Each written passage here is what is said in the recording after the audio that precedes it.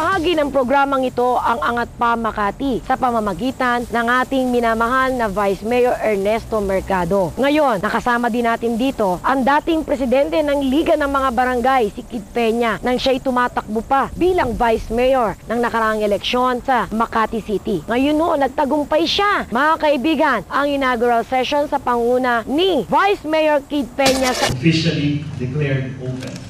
This session will please come to order.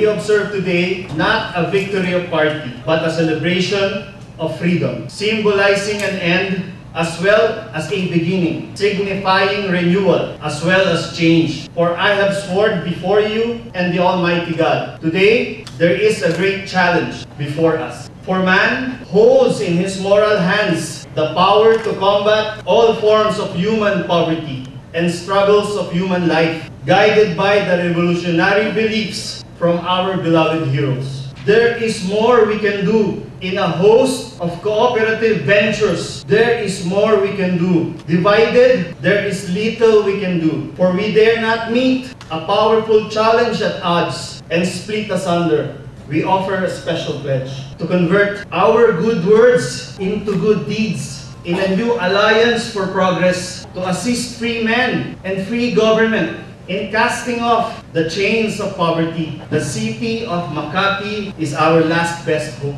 In an age where the instrument of conflict have far outpaced the instrument of peace, to strengthen its shield of the new and the weak, and to enlarge the area in which its street may run, we hope that both sides begin anew the quest for peace and renewed friendship to continue in the delivery of public service towards the success of our beloved city, remembering on both sides that civility is not a sign of weakness and sincerity is always subject to proof. Let both sides invoke the wonders of peace.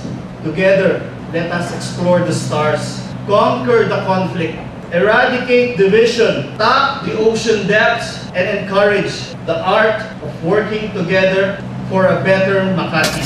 Ito patuloy na ito sa aming pagtahak sa bagong pamumuno ng ating Makati. Suportahan niyo kami ay inyong panalangin sa aming panunungkulan ay naayon sa inyo at hindi po para sa akin, kundi para sa inyo po. First time ko naka-experience ng ganito, medyo naging emotional ako ng konti sa speech ni Vice Mayor Kid Peña. Napakaganda ng speech niya para sa local government ng Makati at mga nakatira sa Makati. We always hope for the success of Makati. We believe that ultimately we will all be together, we will all work together for the good of Makati.